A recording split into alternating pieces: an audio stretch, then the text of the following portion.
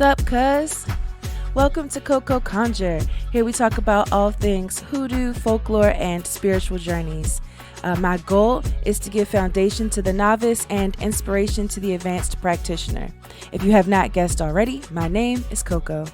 Cousin, I am super blessed that you have decided to click on this podcast today, that this is the time that you said, hey, let me just see what's going on over with Coco. Thanks for checking in with me, cuz I appreciate it. If you feel so inclined, please hit the like and subscribe button. I promise you we're going to have a good time today. So, as you can probably guess by the title, this episode is an Internet Witches Got Questions episode.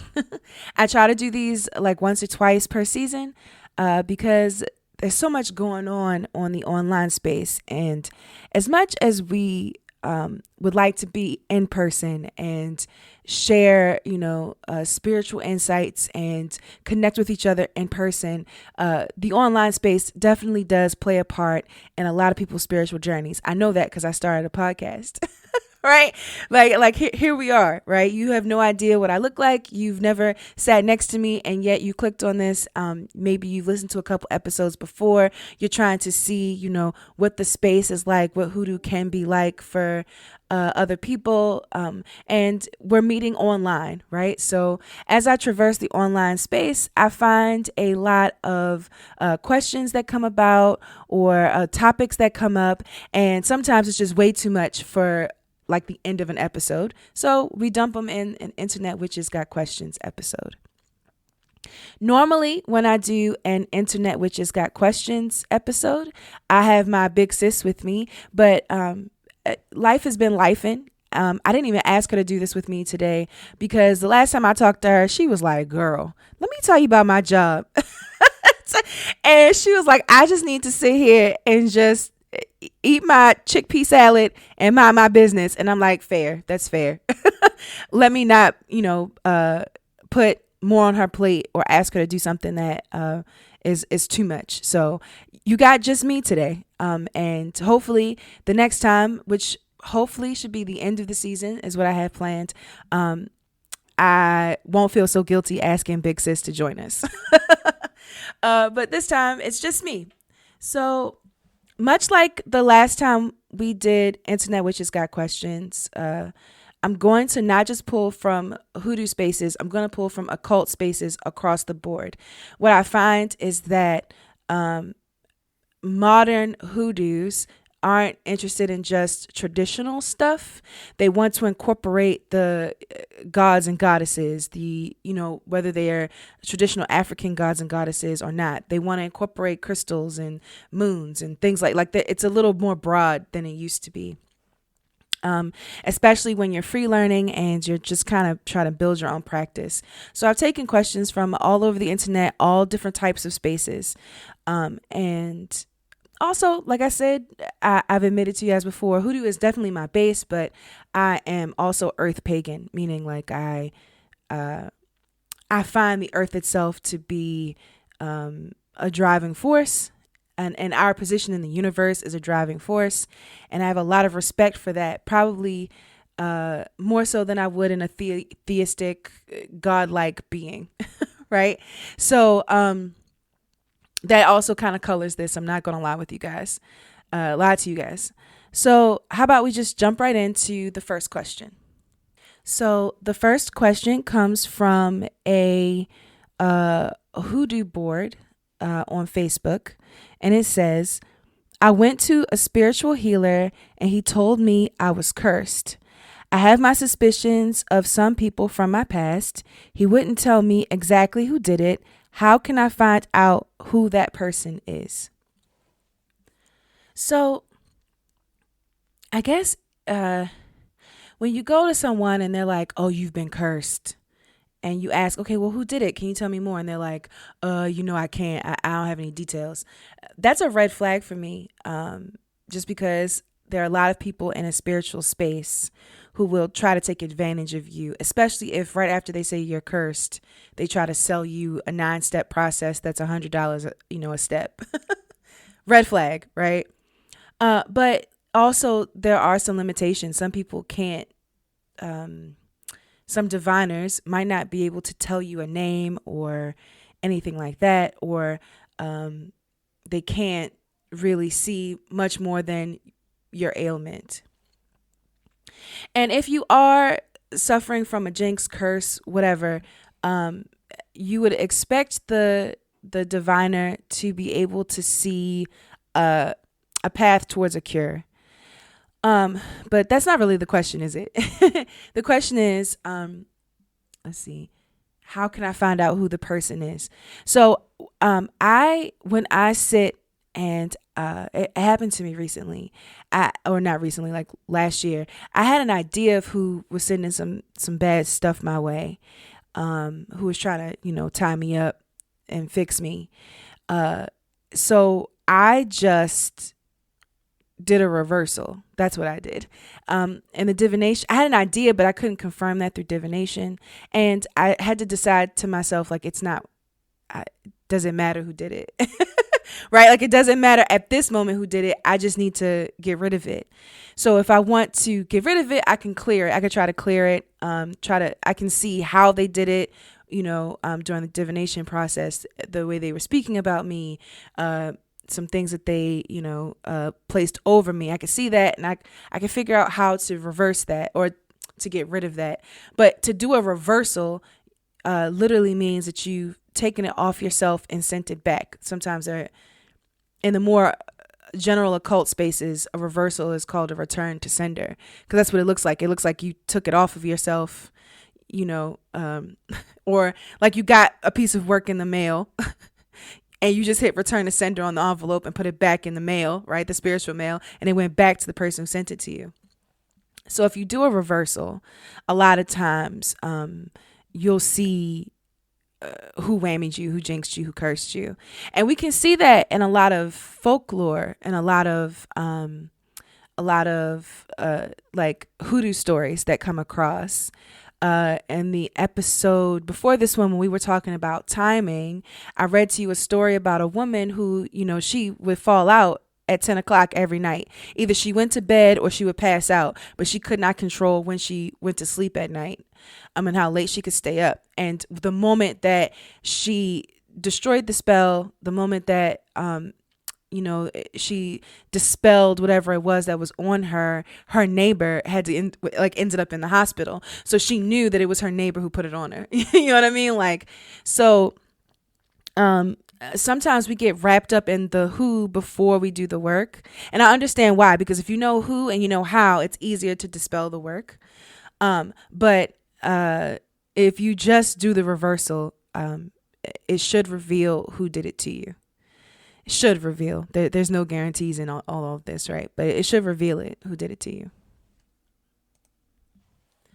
Okay, next question. Where do you find spells? And how fast did they work for you? This question comes from the witch board on Reddit. I was going to say a witch board, but it's the witch board. So you can find spells anywhere. You can find spells on Pinterest. You can find spells on YouTube. You can find spells, by talking to your next door neighbor. They'll have a superstition that they, have that can constitute as a spell. I find I work two different ways. The first way I work is finding like historical precedents, or looking into folklore, looking into the anthropology texts, and seeing what used to be done, what was reported as done, and that worked for someone. So I don't know, like a long time ago, we did a love episode. This woman, she stuffed socks under the rug at the front door. She put underwear under a mattress where her husband laid, and that kept her man with her, right? So that was reported a gazillion years ago, and that's still something. A gazillion years. I'm being ridiculous. That was reported, 50, 60, 70 years ago, and that's something that we still see now. Or like the whole period blood in the spaghetti. That's work that was done. We know about it because it was done. Like, people did it. You know what I mean? So following that kind of stuff, things that you might find in Zora Neale Hurston, Harry Hyatt, different Black American folklore stuff. I'm saying that because even though this is on the witch board, I'm talking to hoodoos, right? So finding things like that can help you. Also, when it's not written down, it's being passed mentor to student. So if you have a mentor, they're going to show you work that you can do, right? The other way I get spells, work, well, is spiritual work, is I understand different modalities, like how a spiritual bath works, how jar container spells work, how a crossroad works, like that kind of stuff. And then I build my own work. I'm a big fan of building my own work as well. So I take a little of the traditional, and then I adapt it to my modern life. So if there's something I can't get a hold of, or a place I can't go, with something that symbolizes that now, or I'll build it from scratch myself to suit my need. I find that to be how I do my work. The second part of that question was, how fast did they work for you?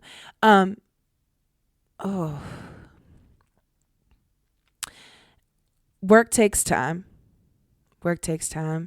Sometimes their results are obvious and immediate. Sometimes I gotta wait, a month, 2 months to see it come to fruition.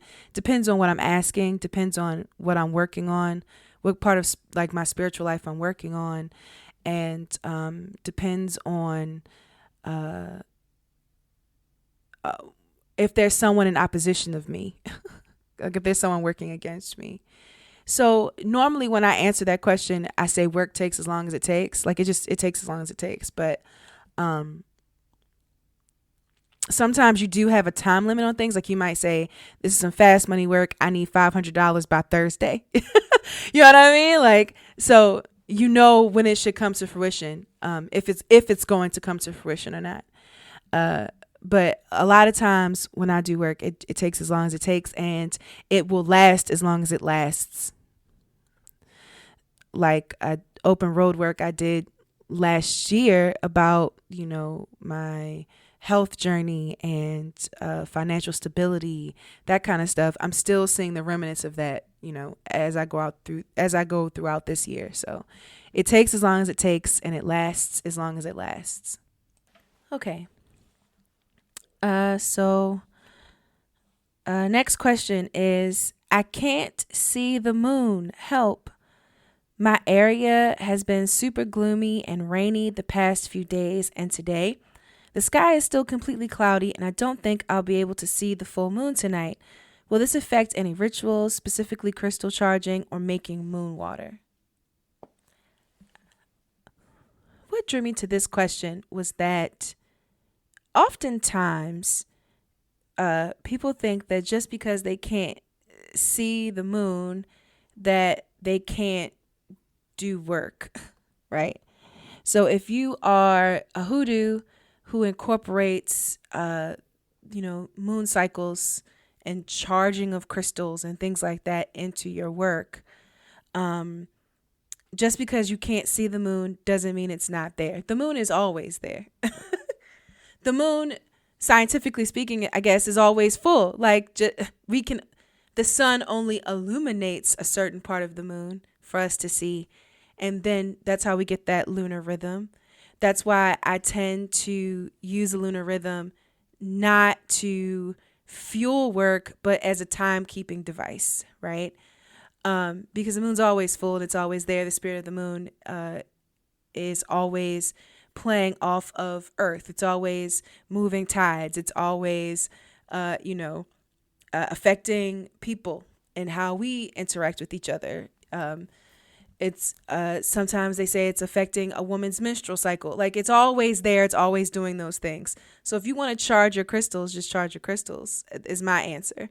But I understand that for certain people, charging during certain moon phases imbues the crystal with that part of the moon's spirit. Like if that's how you want to work, I respect that. But the moon's always full, it's always there, whether you see it or not, right? So if you want to charge your crystals, just put it out.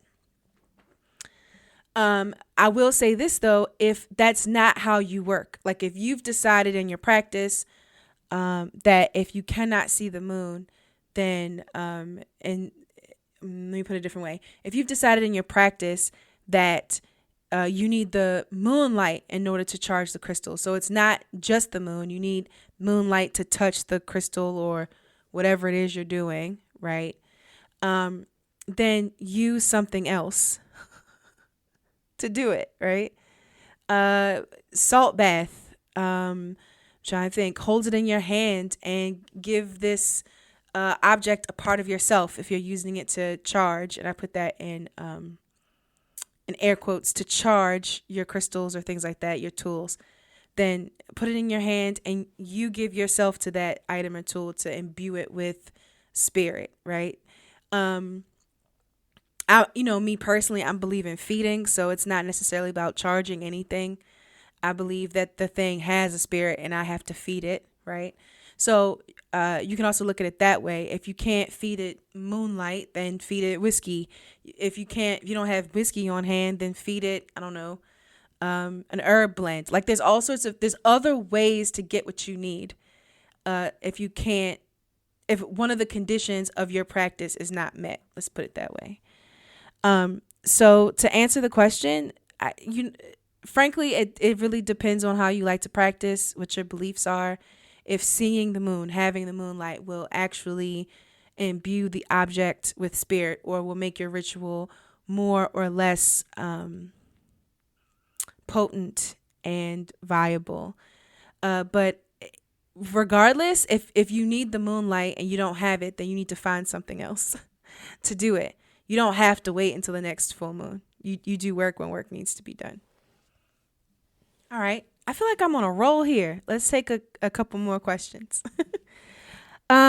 This one comes from Uncle Leroy's Hoodoo Corner, which is my favorite place on Facebook to just watch modern hoodoos do modern hoodoo stuff. There's not just hoodoo in there, there's other ATRs in there. So if you're about that life and you want to just kind of creep and look, Uncle Leroy's Hoodoo Corner is a pretty cool place to just kind of pick up on the pulse of what's going on, in online communities, as well as, get some juice, some gossip, some celebrity tea, or which Babalawo was doing, whatever. Like it's an interesting space. Okay, so the question is, good morning, group. Quick question. Can I put my boyfriend in a sour jar if he's still living in the house with me? Just asking. I mean, oof.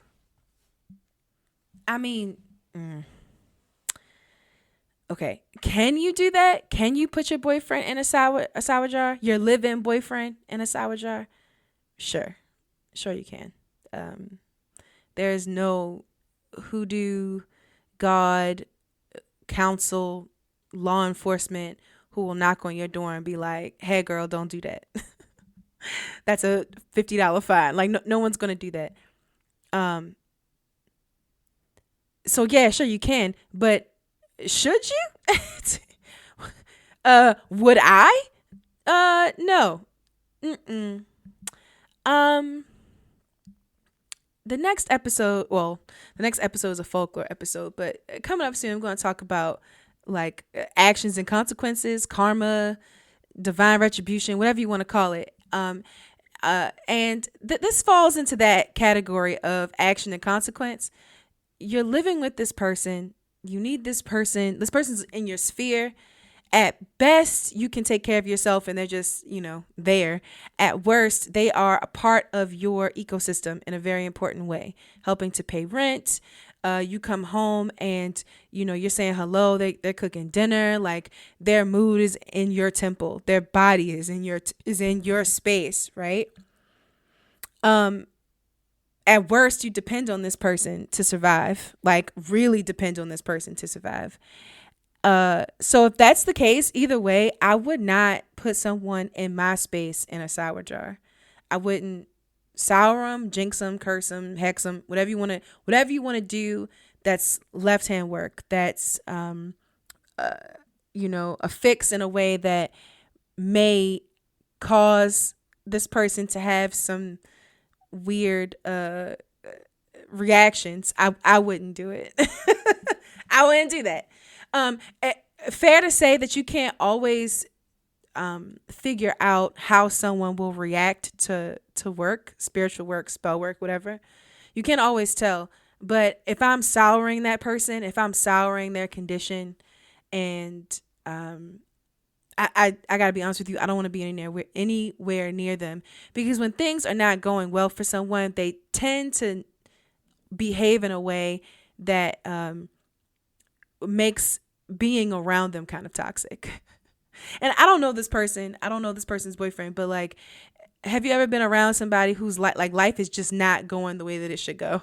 They're not acting like Job and getting down on their knees and being like, thank you, God. No, normally they're like, this motherfucker, this thing's happening to me. I want to lash out. I can't process this emotionally. So I would not put someone I live with in a sour jar at all.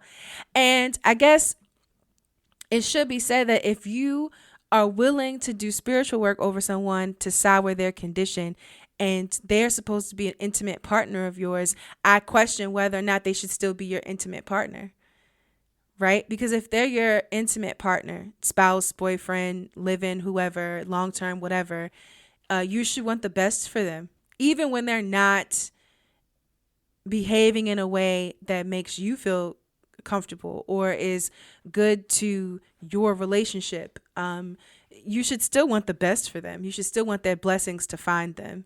So it's a little weird to me that you would want to put your boyfriend in a sour jar. It's a definite no for me for putting someone I live with in a sour jar. However, like I said, there is no counsel. So in theory, if you feel so moved, if you think that's going to solve your problem, sure, you can do it. I would not, though. I wouldn't do that. Okay. So that was a fun question. Yeah. Next question. Spell oil possibly compromised. I made this oil about prosperity about 2 weeks ago, and my plan was to just let it sit for a while and check on it every few days. A few days ago, I opened it up to see how it was smelling and resealed it. Well, turns out I didn't realize I didn't fully tighten it, and it also fell over in the drawer. Girl, I hate when that happened. I've done that. All the herbs are still in there, but half the oil is gone. Yeah. That's normally what happens. I still have a bunch of carrier oil left to fill it back up, but I'm concerned of it possibly being magically compromised if I fill it back up again, or even like physically contaminated. I also tend to be paranoid, so I'm kind of worried about that as well. Some feedback, advice would be greatly appreciated. So we are making our own condition oils. And oops, it wasn't tight and it spilled. The herbs are still in the jar. There's probably still a little oil in the jar. What would I do? CoCo, would just put oil in the jar and then restart the timer. So, if I was going to let it sit for, 7 to 14 days, this, as soon as I put new carrier oil in the jar, I'm resetting it to day 1. I don't know. I cannot think of a reason why it would be contaminated magically, or or even in a mundane way. Like it's not that big of a deal. It just fell over. And the reason why you would just start over is because it's not infused yet. Like, you want the herbs inside of the oil to marry with the oil, right? You want it all to kind of mix together and steep. Kind of like when you put a tea bag in water. You don't put the tea bag in water and then start drinking. You let it steep for a while. It's the same idea. So yeah, just put some more oil in there. Well, I don't know if they're a girl. Cousin, just put some more oil in there and reset the timer. It's okay. It's all right. You sound. I know you said you were paranoid, but you also sound kind of new. And I'm telling you, it's not as bad as you think it is going to be. It's a conditioned oil. Your creation of it is important, yes, but your use of it, I would say, is even more important. So, uh, refill it up, say your prayers over it, and just make sure that that top is tight. Okay. Okay. Okay, so let's do like two more. What's a good one? What's a good one? Okay.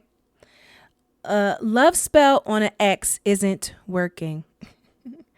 About a month ago, I had a spellcaster perform a love spell to bring my ex back. I've also been practicing manifestation for a few months and it's been going well. I even manifested a job offer recently. Overall, I've been feeling positive and calm. Today, I checked my ex's social media for the first time in a while and saw he's been interacting with another girl. She even posted a picture with him on her Instagram. It looks like they might be dating. I'm just wondering if this means the love spell isn't working or if it's one of those things that takes time. Or maybe I need to boost the spell somehow. I would love to hear from anyone who's been through something similar with love spells or manifestation. What do you guys think? This is from the Spells Reddit. Like it is the Reddit subreddit called Spells. Okay. So there's a firm possibility I'm about to sound lonely and bitter. I acknowledge this before I start. Hey, cousin, let me tell you something. Leave your ex alone. Leave him alone. Uh, Love spells. I don't care about the morality of it. If that's important to you, that's important to you. Domination work is domination work. Whether that's a love spell, boss fix, hot foot, domination work is domination work. So, I'm not going to talk to you about, the principles and morality around love spells. It's whatever. But what I know to be true is that when you are doing some sort of domination work, when you are working on with the will, trying to bend the will of someone else, you have a lot going against you. And there's some certain conditions need to be met, not just in spell form, but also in the mundane. So, for example, this person did a love spell to get your ex back, but you're so far removed from your ex's, sphere, right? I don't know if this is a condition so far in this person's question, but just stay with me on this hypothetical. You did a love spell to get someone back, but you're not in their sphere anymore. They've deleted your number out of their phone. You can look at their Instagram, but you guys are not friends on Instagram anymore. You're not, showing up on each other's feed anymore. You guys don't even share the same friends anymore. So, sure, you did a love spell on this person and they may want you back, but now they have to take steps to get you back. And a lot of times the moment someone has to take the steps, right, to get the person back or to make contact, that gives them time to second guess, to think about it again, talk to a friend. And now, what tickle in the back of their brain they might have had before is now being overridden by their own willpower, right? You may have felt one way about the relationship and how it ended, and they may feel another way. So yes, the thought might pop in their mind. They might even go, look at your pages online to see how you're doing, but that doesn't change how they felt about that breakup. It might not change how they feel about that breakup.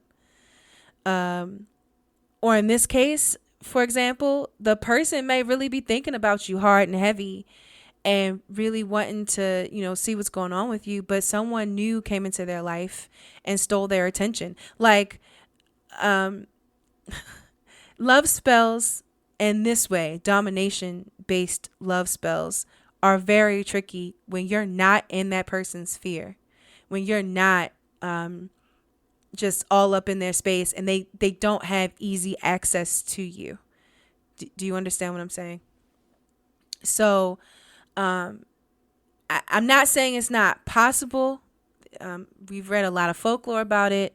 You can go online right now and have people talk about, oh yeah, girl, I can do a call me now spell, so that person will reach out to you. But I, with all work and the way in which I do my spiritual work, my spell work, is that there has to be a mundane component with the work itself, like the spiritual stuff itself. So I do this spell so my ex will come back to me. I now need to put myself in my ex's path, right? So they see me, the spell's working. Now I have a better shot of getting them back, right? Um, that kind of stuff, right? Test the waters. You feel like you might get this person back, or they should be with you, then why not give them a call, see how it works out for you? Like, that's how I like to work. I'm aware that that's not necessarily how love spells are supposed to work, but I find that when it comes to getting old lovers back, the most successful ones that I've come across or I've seen is when you are in that person's sphere, like you're in their attention sphere. If you're not, you don't know if it worked or not. That's the first part. And it may have worked, but something overrode, that train of thought they had, or that feeling they had, or they decided not to chase it. When we do work on other people, we have to take into consideration that they may react in a way that we did not expect. And I guess the part with love spells that makes it even harder is now your heart's broken again. They left you, you're yearning for them, and if it doesn't work in the way that you want it to work, because you don't have access to them like you used to, even a part of like you used to, now your heart's broken again because the spell didn't work.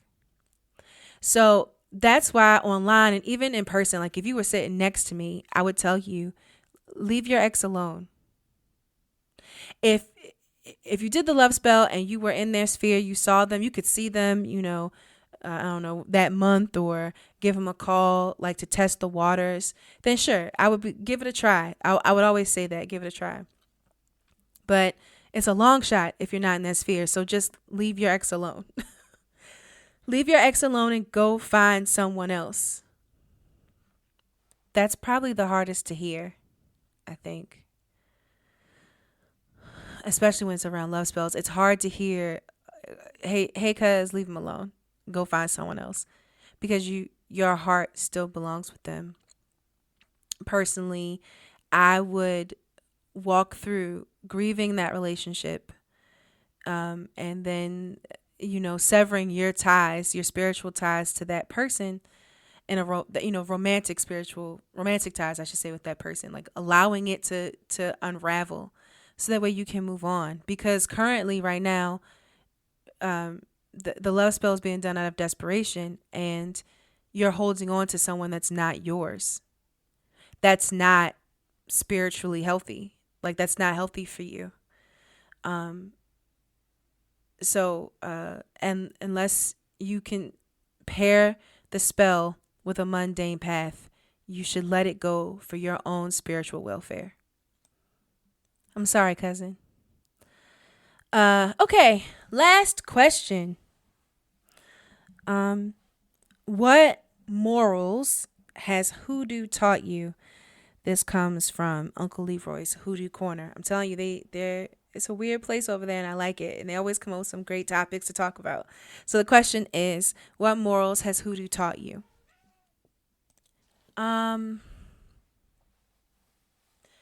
I think that I don't know what morals hoodoo taught me. I would like to think that uh, I've come with the same morals that my mom uh, instilled in me, or and the ones that I built for myself as time has progressed and I've made it into adulthood.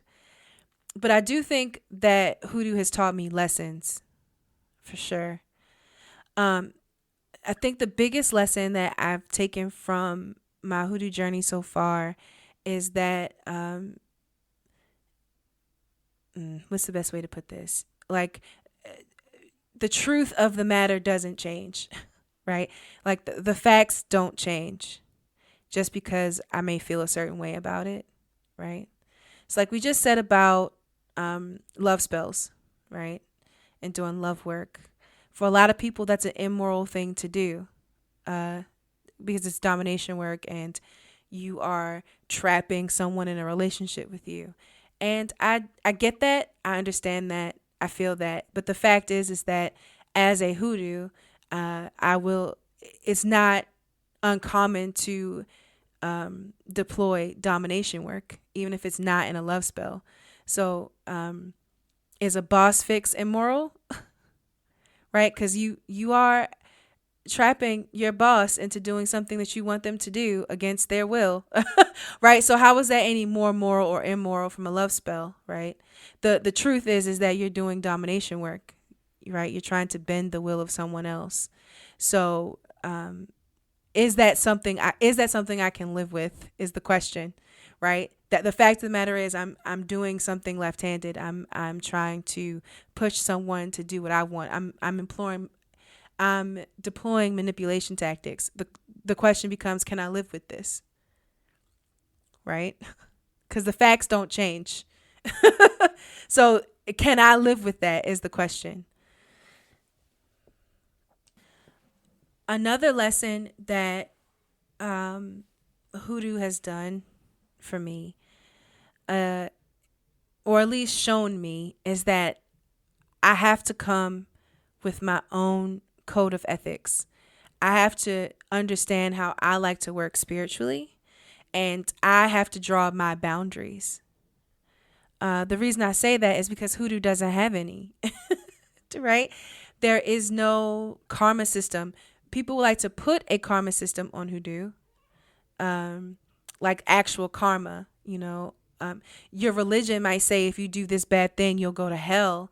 But if you look at hoodoo in general, there is no ethical system in that manner.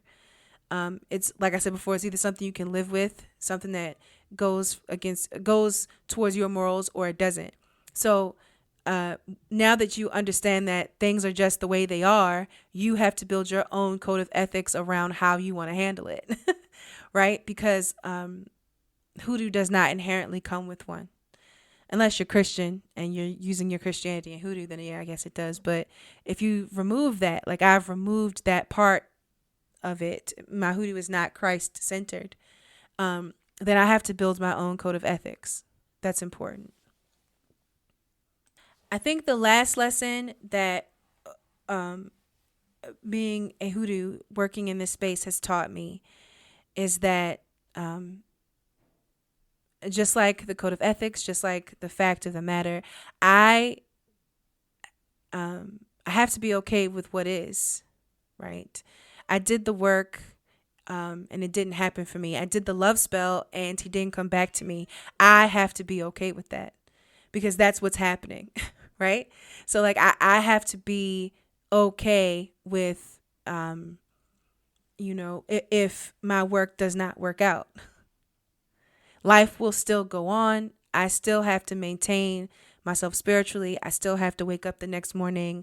I still have to go to work. I cannot obsess over work not working. I do the work, and if I'm heard, if it works in my favor, that's good. Sometimes it works in my favor, and then I realize at the end that's not what I want. I have to be okay with that too, right?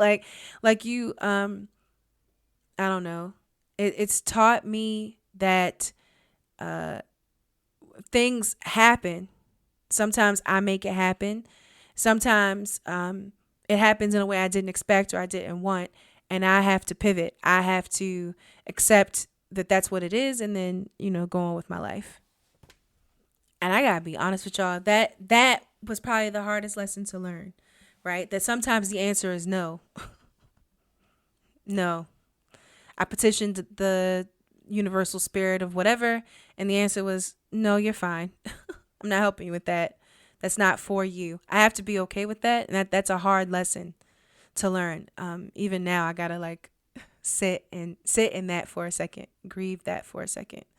The loss of something I wanted to happen to me or I thought was mine. Even if it was one thing happened to me, guys, and it was like in my hands. I was in control. I felt it in my hands, and it wasn't even 4 hours later, and I could watch it just slip right out of my hands. It just flew right on out. That it wasn't mine. It wasn't mine to have. I did my part, in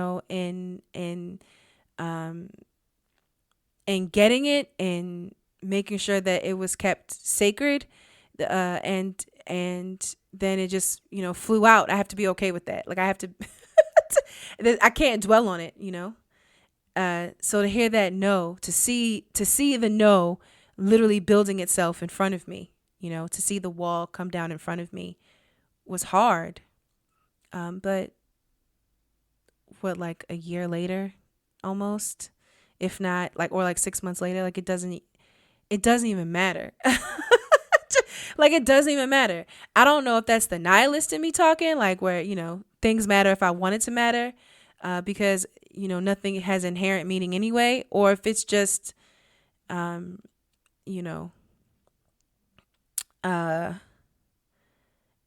age. I don't know.